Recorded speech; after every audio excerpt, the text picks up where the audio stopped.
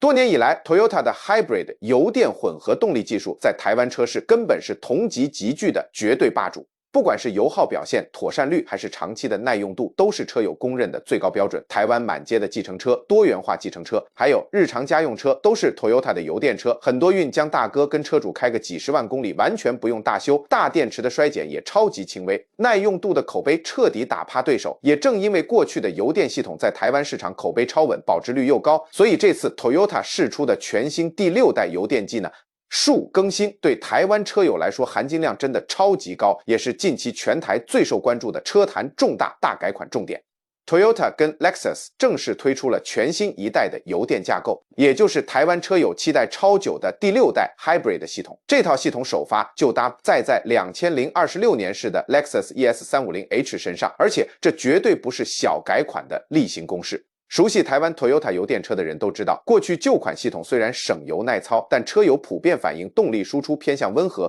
在国道高速大脚油门时，引擎拉转的噪音略显明显。那这次第6代到底强在哪儿？为什么台湾车圈一致认为这是一次革命性的升级？因为它不是单纯在现行的系统上小修小补，而是一次完整的世代进化与全方位革新，刚好精准补齐了台湾车友最在意的几个短板。目前大家最熟悉的 Camry Hybrid、RAV4 Hybrid， 还有卖爆的 Corolla Cross Hybrid， 搭载的都是成熟稳定的第5代油电系统。而现在 Toyota 直接迈入下个全新的里程碑，这套第6代油电系统动力更强劲，运转的行路细致度更高，整体油电衔接的顺畅度也比旧款更完美、更无缝接轨。这次的硬体升级包含了重新调校的 2.5 升自然进气引擎、效能更强悍的电动马达、全新设计的变速机构、优化的热管理系统，还有技术更先进的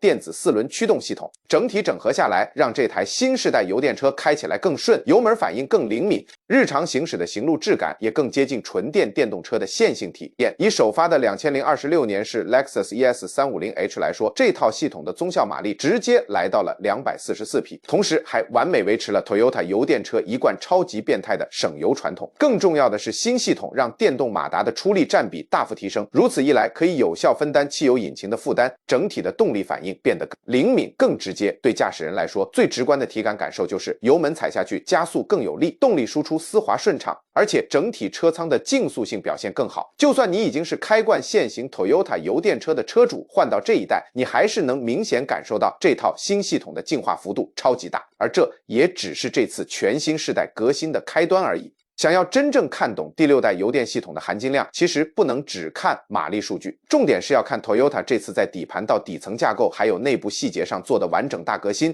这也是台湾众多资深车评跟油电老车主一致认同的核心升级。核心的心脏依旧是大家很熟悉的 2.5 升自然进气引擎，但这次它和全新升级的驱动马达搭配的更紧密，油电衔接的默契更好。新马达不仅动力输出更饱满，反应速度也比第5代快上一大截，放在台湾日常市区通勤、短程塞车代步的场景，差异超级明显。旧款第5代油电车在低速纯电高速启动引擎的切交替过程，切入感稍微明显了一点，有时候会带有一点点小小的顿挫，而第6代直接让电力系统承接更多日常行驶的负担，市区大部分的慢速缓行起步通通放给电动马达负责，引擎介入的频率更低，逻辑也更合理。再来是 Toyota 重新设计的变速箱机构，这也是台湾车友绝对会有感的改良之一。旧款的变速结构多少都会有一些能量耗损，动力传输没办法做到100%的直接，新机构则是大幅降低了动能流失，让引擎、马达到轮胎之间的动力传递更直觉、更高效。简单来说就是不用刻意拉高转速，不用多耗一滴油，动力随踩随有，彻底解决了旧款车型温和没劲的老通病，同时还完好保留了原本超级省油的招牌优势，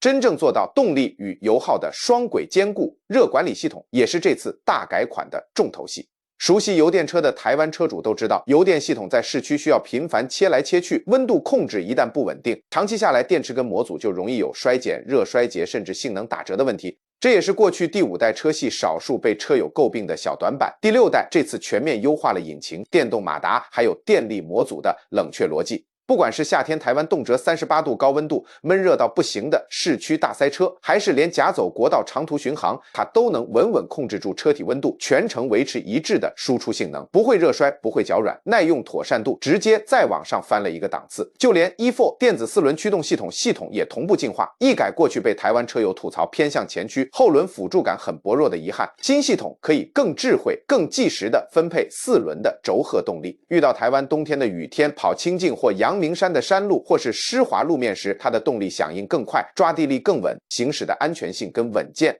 度比旧款提升非常多。不过这套系统最强的地方绝对不是单一配备的升级，而是整体整合度的全面进化。过去的第5代系统给人的感觉比较像是引擎、马达、变速箱各自独立运作，需要的时候才互相切来切去。细心的台湾车主都还能感受到微微的断差感，但第6代直接把所有硬体做到了高度整合，引擎、电马达、变速机构、冷却系统彻底融为一体，它的动力切交替超级丝滑，完全无缝，再也没有那一档一档的阶梯感。整台车运作成熟度就像一个系统一样线性顺滑，只要你实际开过第5代的 Camry 或是 RAV4， 再换上这套第6代的新系统，那个差异真的一上路，油门踩下去的第一瞬就能完全感受出来，整体带来的高级感、顺畅度与高级质感完全是跨世代的越级提升。第6代油电系统最让人惊讶的地方，其实真的不是动力变得有多强，而是 Toyota 这次真的做到了提升性能，同时完全不牺牲油耗的变态境界。以2026年式的 Lexus ES350h 为例，全新第6代油电系统的综效马力来到了244匹，比起前一代的2.5升油电车足足多出了将近30匹马力，动力明明有了非常明显的升级，但原厂的平均综合油耗依然维持在每公升可以跑 19.5 到20公里的顶标水准，这一点真的超级厉害。尤其这代 ES350h 还破天荒新增了 E4 电子4轮驱动版本，熟悉台湾车市每天看能源局油耗数据的人都知道，这完全是打破物理常理的表现。在以往，不管是哪个品牌，只要动力调高，再加上4驱系统，车重跟机械耗损一定增加，油耗铁定跟着变差。这是车坛多年不变的钢铁铁律。简单讲，就是你想要强劲动力，想要4驱的雨天稳定性，你就一定得妥协，接受油耗变差、养车成本增加的现实。但这次 Toyota 的第6代油电技术直接玩了一场双重突破，动力更好，加速更猛，油耗却完全不跌不退化。对台湾想要入手油电车的消费者来说，这真的是超级有感的大进步。过去很多车主选 Toyota Lexus 的油电车都是冲着省油、耐操、保值率高、后勤养车便宜，但唯一美中不足的遗憾就是动力调校太过温吞，开起来比较没有激情。现在第6代系统直接把两边的优点全部合二为一，你既能享受更强悍的加速动能、更沉稳的4驱行路表现，又能完好保留 Toyota 油电车最经典、最受台湾市场肯定的超低油耗与变态级妥善率。也难怪现在全台车圈跟各大社群一致认为，第6代 Hybrid 油电系统绝对是 Toyota 这几年进化幅度最有感、含金量最高的一次技术核爆级革新。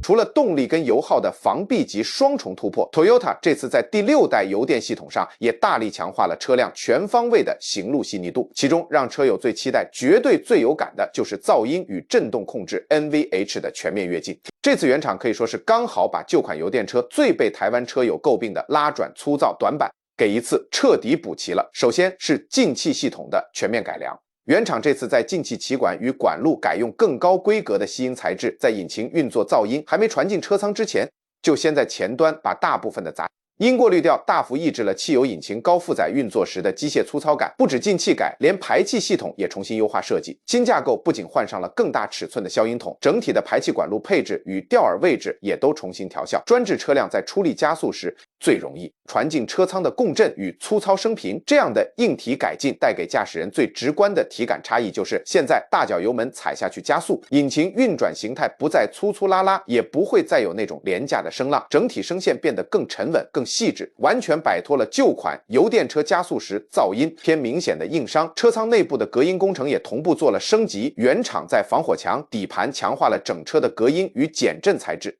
不仅能阻绝引擎室传来的噪音，就连台湾车主最感冒的路面滚动的胎噪，还有走高速公路时的风切声，通通都压抑得更干净。这项大升级在台湾市区通勤走走停停的场景下真的超级实用。大家都知道，油电车在台湾这种地狭人稠、红绿灯超多的市区走走停停，系统会非常频繁的在纯电跟汽油模式之间来回切。旧款车型在切交替的瞬间，多多少少都会伴随一点引擎启动的噪音跟细微震动，多多少少影响了高级房车该有的尊荣。而第6代系统透过这些扎实的硬体升级，让动力切换过程变得超级安静、超级平顺，彻底提升了日常开车的整体质感。而且在这里要特别跟大家强调，这次的竞速性提升绝对不是靠什么软体程式在车内喇叭做虚拟的模拟补偿、主动降噪，而是实打实透过进气、排气、车体架构还有隔音材质等实实在在的硬体改良，直接从物理根源把噪音跟震动给干掉。这种靠物理硬干出来的行路质感，它长期下来的稳定性、耐用度还有扎实度，自然是市面上那些单纯只靠软体模拟喇叭降噪的科技车款完全没办法比拟的。整体改进下来的成果真的非常直观，这套全新油电系统在一般行驶的时候运作起来前进又利落，完全不会扰人。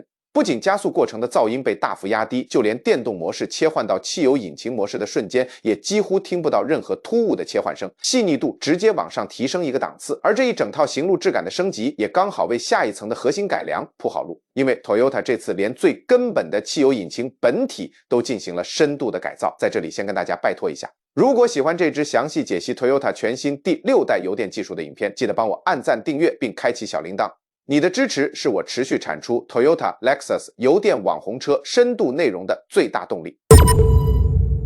讲到这套第6代 Hybrid 系统的核心，重点就是这具重新调校的 2.5 升自然进气汽油引擎。Toyota 这次特别针对机械本质做了非常多精准的强化，彻底改善旧款引擎运作时的粗糙细节。首先是燃油喷射系统全面升级，改用更精密的多孔直喷设计，最大的差异就是燃油雾化的效果变得更细致，在燃烧室里面可以分布得更均匀，让每一次的点火燃烧都更稳定、更完全。这样一来，不只提升了动力传输效率，也让引擎运转细致度大幅提升。这也是为什么新车在低速行驶时更安静、耗油更省的关键核心。除此之外，原厂也针对整个燃烧流程做了最佳化调整，让引擎在轻负载、重踩油门、市区走走停停，还是国道、高速巡航等各种行驶路况与负载状态下，都能维持高水准且稳定的燃烧表现，不会像旧款引擎一样，在不同行车状态下运作落差很明显，有时候听起来很粗糙，有时候又觉得油门踩下去很无力，甚至连引擎级别的热管理系统也同步进化。全新设计的冷却系统可以依照当下的行车状态精准控制引擎温度，不管是台湾冬天寒流来时的冷车暖机，还是夏天动辄38度高温的塞车，或是长途持续高速行驶，它都能把引擎温度维持在最完美的最佳功率区间，不会忽冷忽热，不会热衰竭，全程保持最稳定的动力输出。另外一大升级重点就是有效减少引擎的机械内耗。新引擎这次首度导入了电子控制机油帮谱，不再像传统的机械式油帮谱一样只能死板的固定供油。这套电子帮谱可以依据引擎当下的即时转速与需求，动态调节最适当的润滑油量，进而减少多余的机械阻力与磨耗。用最白话的说法来讲，就是引擎运作变得更顺畅、更省力，完全不浪费多余的能耗。长期看下来，整颗引擎的耐用度、妥善率跟稳定性自然也会变得更好。最后，原厂在针对各项细微的机械基建进行优化，全面减少不必要的动能损耗，提升整体机械效率。这一整套改良全部都是集中在引擎的本体机械结构，这绝对不是靠电脑软体程式去做的虚拟修饰，而是属搭实、最扎实、最根本的纯硬体大升级。而这也就是 Toyota 全新第6代油电系统变得更好开、更省油，而且更耐操的核心关键。那现在大家最好奇的问题来了，这套强到不讲理的第6代油电系统后续会怎么铺陈？台湾接下来哪些车款会率先换上？懂 Toyota 改款节奏的台湾资深车友都知道，原厂从来不会把全新世代的油电技术只绑定在单一台车款身上。这次2026年式的 Lexus ES350h 首发搭载第6代油电，绝对不是单发限定车型，而是全面换代。大规模割韭菜不是，是大规模普及的开始。这也是 Toyota 一贯的技术布局起手式，新的动力科技一定会让 Lexus 的豪华车款率先在市场上投入问世，先在高单价。小批量的豪华车型上验证系统的稳定性、行路细腻度跟耐用度，把所有可能遇到的通病瑕疵都优化完毕。等到技术成熟度拉到最满之后，再全面技术下放给一般 Toyota 的平民家用大众车。这就是为什么 Toyota 的 Hybrid 系统在台湾故障率低到吓人，保值率跟口碑始终稳居市场第一的铁律。而这次的第6代油电系统也绝对会完全延续这个经典的改款节奏。接下来的下一阶段，随着各车款的大改款周期到来，这套新系统会逐步导入 Toyota 的绝对销售主力。台湾路上能见度最高、销量封神的 Camry、RAV4， 还有号称新一代神车的 Corolla Cross， 绝对是第一波优先换代的主力名单。这几台车不只是全球油电销售的扛把子，更是台湾市场最主流的家庭通勤神车。换上新系统之后的运转质感跟超变态油耗表现，真的超级值得期待。当第一波的中型房车、中型休旅车铺陈完毕之后，下一步就会轮到更大号的家庭旗舰休旅或是豪华商务 MPV， 像是全台老板排队抢着要的 Alphard、Vellfire 或者是 Lexus LMRX 等级距的车系，未来都有很大的机会迎来这套新世代油电的加持。不过 Toyota 向来不会玩那种一次把全车系全部翻新、大风格替换的骚操作，他们的做法一向都是稳扎稳打，分阶段分批升级，先精选几款神车主力导入，透过大批量产来压低硬体成本，同时在全球不同的气候、不同的路况持续验证耐用度，确认100%没问题之后，再慢慢扩展到全车系。这种步步为营的步调，能让轿跑车、SUV 甚至大型旗舰 MPV 等个集聚的车款都能完美匹配第6代油电系统的调校，同时在市场上慢慢淘汰掉现行的第5代系统。长期来看，第6代 Hybrid 系统不只是单纯取代旧动力，它更是 Toyota 奠定未来10年油电帝国产品的核心大梁。所以简单帮大家总结，2026年式的 ES350H 不只是新油电的首发车，更是 Toyota 与 Lexus 全车系油电大换代的终极起点。未来台湾市场不管是入门家用车、中阶神车主力，还是高阶豪华豪车、大型跑旅，都会陆续迎来这套动力更强、油耗更省、运转质感更细致的全新第6代油电黑科技。你准备好体验新世代的 Hybrid 了吗？